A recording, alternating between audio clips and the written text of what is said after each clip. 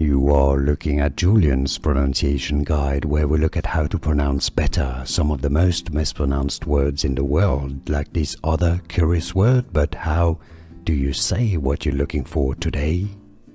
Let's learn how to pronounce this word. That's originally from Greek. It designates a badge or an emblem, especially for military rank and other organization. It stands for quite a lot of different things, brand names. It's a famous wine, a famous car by Opel. In English, the pronunciation is as insignia, insignia. The stress is on the second syllable, insignia.